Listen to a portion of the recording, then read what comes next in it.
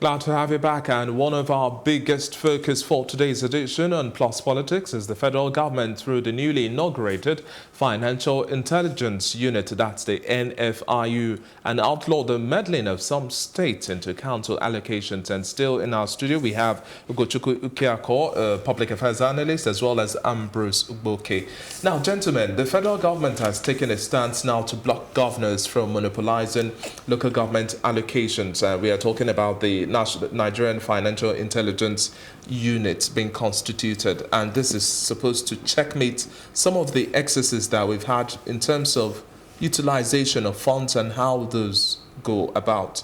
Now, what do you make of this move necessarily? And taking effect from June 1, we are seeing that all direct allocations are supposed to go to the local councils, not through any intermediate body. I think it's a step in the right development. All right. Part of the issue we have in our federalism is that the roles that have been defined already by the Constitution sometimes we misinterpret it wrongly, and the issue of allocation is one that has been a big problem since 1999 up to this moment, and it has been a huge barrier to development to the people, because at the end of the day, when the state governors they have access to this fund, they are the one that not disperse it to the local government, to the council. I know what they do. Sometimes they do it when they want to, and they might use the money to do something different, and they will send the money when the local government council doesn't need it. So I think it's a good one, and for NFIU to say, okay, we're stamping on our feet on this one, making sure that come June 1, this is going to take place. I just have some little fears about it, because to say something, that's a different thing, but the actual implementation, because we're talking about governors that have immunity. Some of them can decide to go all out to do something that is contrary to what the law states, because already the law has made it clear from day one that there's nothing like the joint allocation is just governors using that guise to take money that is not their own. So for now, the NFIU having gone ahead to do this, for me, I think it's a step in the right development. It's just for us to say, okay, with these governors for once in a long while allow the law take its full effect. If they can do that, I think the local government council, the people that at the end will be able to assess government for once in a long while, because it gives the local government council people more money in their hand to do things. It gives them that independence that they need as a different type of government to attend to their own needs without the governor putting some restriction or putting some demand that they might not be able to fulfill. Ambrose, now with this move, to what extent do you think the Nigerian factor would also play out, talking about compliance here and implementation of this directive? My first fear, worry, let me use the word worry, is that this directive was not on the volition of the Nigerian government, federal government. It's not as if the federal government They were coerced. They were coerced by the International Intelligence Fraud Unit. Okay. Commission. So it was not, they were directed by the international body to make sure this happens. So they were forced. So it was not as if, oh, we want to ensure credibility, we want to expect transparency, we want to ensure that things are done the way it's supposed to be done. No, they were forced into it. So with that alone, that means they will find a way to subvert that arrangement. So they gave this directive so that the international body can, back off a little. You understand? So I read the letter, issued stern warnings to banks. So it doesn't just make a lump sum conclusion. It's a facade. It's a facade. It's not real. It's just to make the international body back off. Because if this was something that was discussed in the Federal Executive Council, if this was homegrown, if this was debated in ministerial meeting, and it's okay, we need to do this to safeguard the autonomy or the financial autonomy of the local government, then I would say, yes, we are doing something about it, because they were coerced. Then secondly, most of the local government chairmen were handpicked by the governors. Exactly. So whether the account money goes to the account directly, whether it hits a joint account, the governor will still take what he wants to take, because he will tell the man, send me, bring us so and so and bring it here. If he doesn't, all the councillors are there, picked by him, and they will impeach him. So I think the first thing is to look into the Constitution that gives what gives the power to, for example, to a state governor to appoint caretaker committee chairman for local governments. So that arm of government is almost dying. So I think the first of all is to make sure that it is totally independent on its own, so that governor cannot wake up tomorrow and then start appointing caretaker committee. That's part of it should be abolished. And then the issue of now joint account has been abolished. Some local government chairmen now will wield some of their powers to test the ground and see if they can work. And I think it is also time to look into the constitution to give further autonomy to the local government. Once that is done, then when you do things like this, it can work. But this current arrangement we have, it's not going to work. Ugochukwu, do you think that this test being brought forward now for our local government and then local council chairman is too much of a task for them, because necessarily they've never been given this opportunity to wield so much of authority? Well, I think one of our biggest problems in this part of the world is that we don't understand what leadership entails. And that cut across all board, but from the highest echelon of government down to the lowest part. All right. So I raise this issue because if we see abuse at the top, there is a likelihood that even at the bottom, when these funds go directly to the local councils, we might see that happen again. Abuse is inevitable. You see, I'm not saying it's not to be pessimistic, all right, or to be cynical, but we understand the culture of the leaders that we have. Right? Culture is very, very important when you're trying to analyze some of these issues. Like you rightly said, some of these guys came into power because someone appointed them, and some of them didn't come into power because the people willed it, all right, maybe through their vote or through the ballot process. So I'm not hopeful. And this is because we're in a system where even the state governor, the House of Assembly, is loyal to him. They do his biddings, and you see that the chairman is there to do the biddings of the councillors and his godfather and every other thing. But for me, I think because the international body is involved, the NFIU. Domiciled in Nigeria and every other person. Okay, so they are likely to there might be need for them to do the needful, not because they want to, right? But because they are compelled to. Because they are compelled to. And sometimes good things don't come out from the right process, all right? If you can flash back a little, the Magna Charta that was one of the foundations that led to present-day democracy. When the guys that made that thing happen with King John, they were asking King John to protect their interest. All right, and it was from there that democracy continued to evolve up to this point. So if that could help us in a way to ensure financial autonomy for the state, for the local government, no matter how little, I think it's a good process, because the truth is this: the local governments will not be able to develop if they don't have financial autonomy. That's number one, and the local government will continue to be dependent on the state governor and his godfather if they don't have financial autonomy. But if they have this financial autonomy, they can be able to make some decisions for themselves or on their own. But the Nigeria factor is a problem, because at the end of the day now, this local government chairman, maybe he will not come in contact with a lot of money that he has never seen before in his life, and he will start misbehaving. He will tell the local government treasurer, he will tell the local government principal officials to do some other things. So I think also another key conversation we should be having, all right, sometime last year when the president assigned NFIU the bill into law, there was a separation between them and the EFCC. I'm also thinking that the part of government that is charged with enforcement should be keen on this. It's not about giving them money, because if you give them money, they can easily spend this money, blow it out very fast. So if there is somebody that could checkmate this process to make sure that if these people get this money, at least something meaningful could be used to be done. Something meaningful, they can do something meaningful with the money. But the issue is that right from Abuja, nobody is checkmating the people in Abuja. Nobody is checkmating the people in Alausa. So it's going to be difficult to checkmate the person in Ibejuleki. Well, the NFIU is clear and says that where we have erring banks or governors or any erring element, that sanctions will be followed through. What do you make of this stance? Do you think it's sharp enough? Do you think we've had enough of examples where we've seen punitive measures go through and we've seen such cases of sharp practices being dealt with? NFIU. And they will be able to believe in this. Are they coming from Mars to arrest the governor? Are they coming from Pluto? These are just grandstanding. We are in Nigeria, and we know how things work. And there will not be any solution if the local government is being treated the way it is. For example, while other spheres of political... So you believe no sanctions while will be other meted spheres out? of political offices have 4 years, why are we restricting the local government to 2 years? Why have we not been able to, put in the local government in the architecture of our electoral cycles?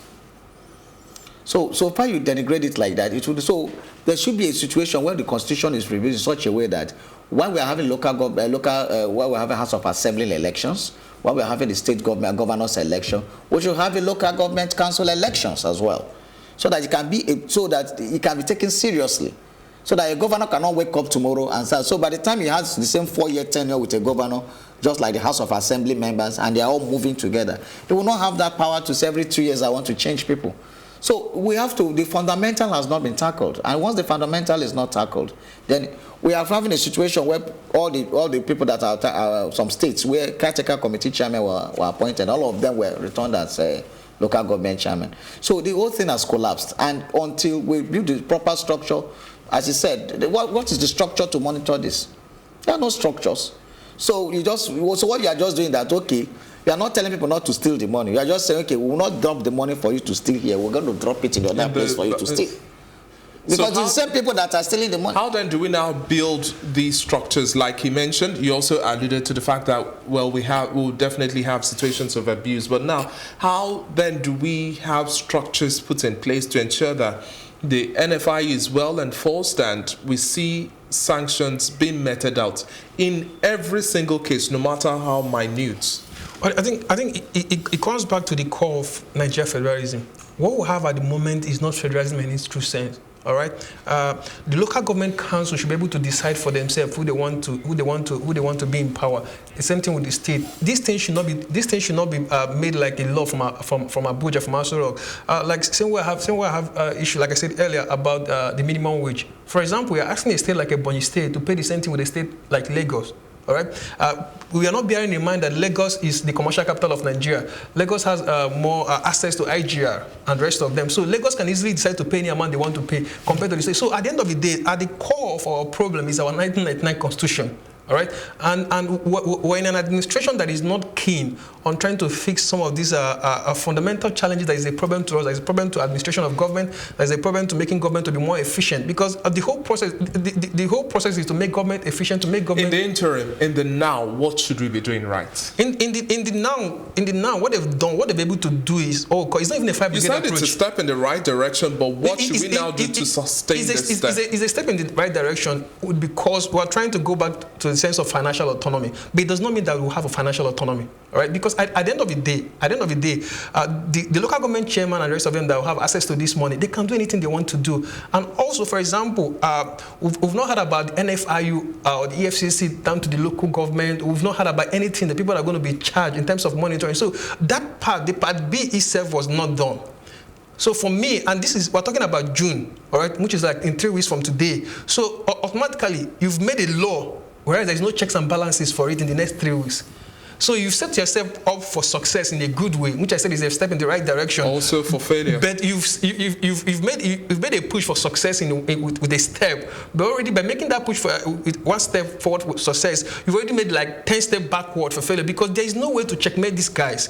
And we know that misappropriation of funds is a big problem in this country. And so the local government chairmen themselves, they can misappropriate these funds, they can write things away because they have more access to funds. So how do we checkmate this process? And at the end of the day, it goes even beyond the election cycle at the end of the day. So because who is monitoring them? The treasurer, the local government treasurer, the HPM, the head of personnel management, and the rest of them. These guys can do anything they want to do. And the case now goes back to ICPC, goes back to EFCC, and it's a cycle. It's a cycle of failure. That's not what we need. Ambrose, now the limitation of cash withdrawals from the local government accounts at 500,000 naira, and any transaction done above 500,000 naira should go via checks and e-transfer, and NFI says that any individual who flouts would be sanctioned. But do you think, Ugochukwu has said we need checks and balances to have these structures erected so that we have the NFI do its work properly? But now, what do you also expect to be put in place this time around, beyond just all of these talks, whether or not this unit had to come into play through coercion, but now it's here to stay? How do we make it work now? My first problem is that there's no sincerity of purpose. So for structures not being set, it's deliberate. The politician is not going to set a structure that he will not gain from. So they're not going to set up any structure. Nobody's going to monitor anybody, because there are structures already in place to monitor the governors, to monitor the ministers, to monitor the senators, House of Reps members, House of Assembly members, but they are still moving money. So what has happened to those structures? So is it the local government you're going to set structure for? 774? So we are not there. And why do they keep behaving like this?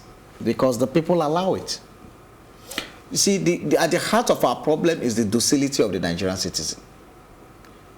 Who holds political leaders accountable? It's the people. Politicians cannot hold politicians accountable. How do the people hold politicians accountable now? How do you hold the politicians accountable? You are from a local government. I'm from a local government. There's an allocation to the local government. And then what do? Allocate now that is coming directly to them. So we expect the people to come to the local government chairman every month and say, what did you spend this money? XYZ money came to you from Abuja. Before, the local government chairman used to say, the money does not come to us. Go and ask your governor. Now the money is coming directly to you. So the people in each local government, the youth should mobilize, the market women, everybody, town unions. Go to your local government chairman and say, XYZ came from me from Abuja. What did you use it for? You talk about this like you don't reside in Lagos or you don't reside in other parts of the country. Now, we've seen instances where petitions and requests and eyes have been turned to certain situations within the local government areas, and it's almost like they are not in touch with the realities on ground from all of these complaints. No, so they will tell them to go. Like, tell the people now. Like somebody do they believe in the process? Somebody in Ekpe complains to local government chairman. The local government chairman said, I don't have access to the money. If you have complaint, go to Alausa. So how can somebody from one small village in Ekpe like in Ibonwa start going to Alausa? But now what we are now saying that something like in Ibonwa, like all those remote areas, for example, now know that the money comes directly to the account of the local government chairman. So it goes a long way to say that they cannot be directly held accountable. You don't need to tell me to go to Alausa. I don't need to give you the excuse that, oh, the money is hanging somewhere in Alausa, for example. So you are with the money now, and they can hold you to task on how to implement that. But Nigerians are not known to hold leaders to task, would you say? Or not, and it boils down to information. All right, if is when you have information that you can make concrete decision, that you can make an informed decision. All right, for example, I said earlier in Lagos State, the FOI bill is yet to be domesticated. So as it stands now, for example, how do you make such requests of such information? So you cannot make such requests. For example, right now, let's say for example, the Lekki toll bridge that was built, we didn't know how. You cannot go to understand how much was spent on this, or let's say the toll gate that was removed. Sorry, the roundabout that was removed around from Lekki Phase 1 towards Chevron. You can say how much was spent on, how much was paid to the contractors. You see, these are the information, and the truth is this, because you are dealing with politicians that are smarter than the people, because they understand what information can do. So part of the things that we can do is to continue doing what we're doing here, right? It's through information, it's through democratizing information to make people understand, okay, this thing has been provided for. Okay, if there's a budget, for example, this is what the budget said on this. So if there's a time to have like a town hall meeting, there's like an engagement, all right, be it on your social media pages, this is the only way you can engage the government in a responsive manner, because if you don't have information, you cannot say anything. For example, they said there's a primary health center, let's say, for example, in Lagos Island, that's supposed to be rehabilitated, and 10 million naira was made available for it. 6 months later, if the duration of the contract said that this is supposed to happen in 6 months later, 6 months later, this thing didn't happen. So now the citizens, they have information, so they can go and meet the councillor in charge within that vicinity, and if they have an interactive session with the chairman, they can demand, okay, this thing didn't happen. Why didn't it happen? So, and this is where you can channel your anger rightly, but we cannot do that if we don't have the information. And part of the problem we've had over the last few years is that because this information is not available, so the only thing we can do is to keep, okay, this is what is being done, and this is how much is being done. So if we can make the information available to the people, then the people can take it, then work with it. Because at this moment, if you're not aware of anything, you cannot make any demand. So in that line, I want to challenge the media. You know, National Bureau of Statistics, the Revenue Mobilization and Fiscal Commission Board, and all those people that are in charge. Normally, these figures are released. So it behoves on the media, for example, to dedicate at least each part of their time to educate the people of this money being released, because it is announced, it is released. So media houses like Plus TV Africa, like the newspapers, other TV houses, it is also their social responsibility role to start enlightening the people, so that when National Bureau of Statistics releases report like that, or when the mobilization every month, it is released actually. And I dare say to you as well, it's also the role of the local government as well to ensure that the citizens of the state are also enlightened, wouldn't you say? No, I don't think so. See, the truth is that, like I said earlier, you are playing with politicians that are I don't want to use the word devilish. They are here to serve, so they are expected to put all of these. You're missing something. In Nigeria, see, the culture plays an important role in everything. The culture of a Nigerian leader, it does not understand service. You understand to a max word for himself. Until we also put it out there to these leaders that it is their responsibility to provide us with such information. They know, but they won't do it. So it is to give the people that information to be able. They'll make the demand. For example, and they may have a lot of the landmark road is messed up. And there's a local government chairman for a local government. And this place, the traffic that we have around this place is much. So what happens? Okay, where do we ask the right question? It's not about if you see the governor or if you see the local government chairman of or whoever is the chairperson, I will clap for the person. And another thing is that we are our own problem. All right. For example, I've been privileged to be in some meetings where you have the governor or some spokesman, some spokesperson of the governor. You see somebody, the governor comes in. Instead of you to tell the governor what the issue is, you start praising the governor that you're the best in after sliced bread. That is not what we're here for. All right. For example, the road is bad, and you have an opportunity to tell this man because you know that he's a busy person. You have like a minute, and you start telling him what he doesn't need to know. So the governor, first of all, will take the praise. He's not listening to you. So it's for us to ask ourselves question. I think it has to do with our culture. Growing up, we're meant to tell our leaders, you are good. Tell our fathers that you are nice. So we've not understand that to disagree with somebody is not a bad thing. So we should come to that place of conviction where if something is bad and you have a chance to see the governor anywhere, maybe wherever in the marketplace, tell him straight up, this is the issue. Do you think we'll see a much more successful implementation of this here in Lagos State, considering the cosmopolitan nature of Lagos, or it's going to be no? What I'm thinking is that there are also structures already in place. There are what you call the CDAs, Community Development Associations.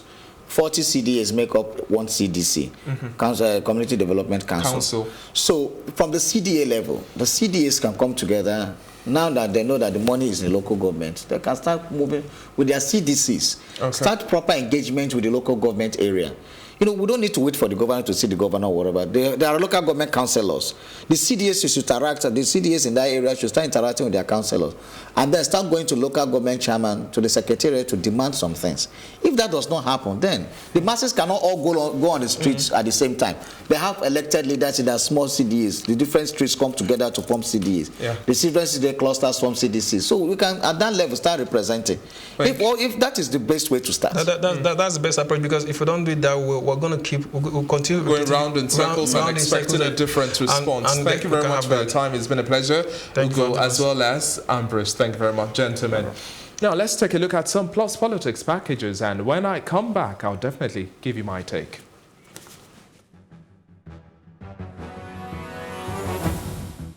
Electoral stakeholders have called for radical reforms of the current electoral process. This was as stakeholders converged in Abuja to appraise the successes and failures of the recent general elections and challenges witnessed during the conduct of the polls. They submitted that all stakeholders must take the blame for whatever shortcomings witnessed during the polls, as the entire process did not meet the yearnings of millions of Nigerians.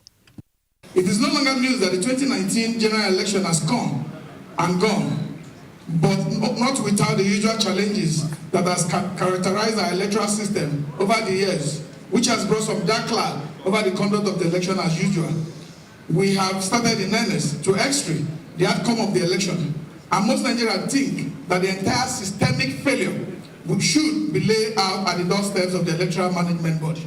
Yes, to some great extent.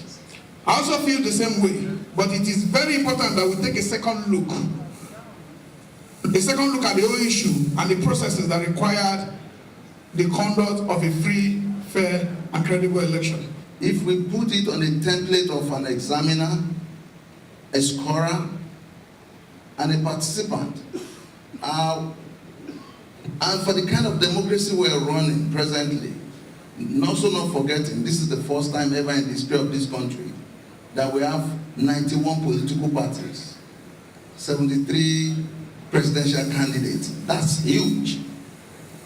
It would mean that you expect the organizers, that's INEC, to be adequately prepared.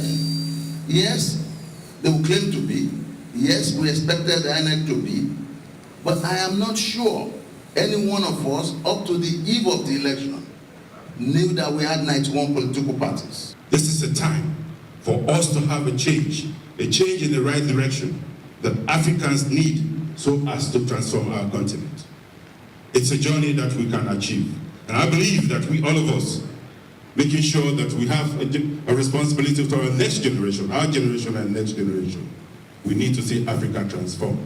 And the bane of that is a great Nigeria in West Africa.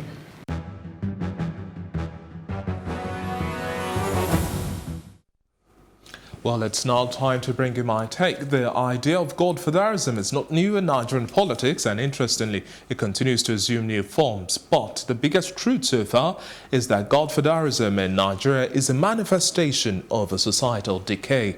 It has become a pestilence to the practice of a true democracy in the country.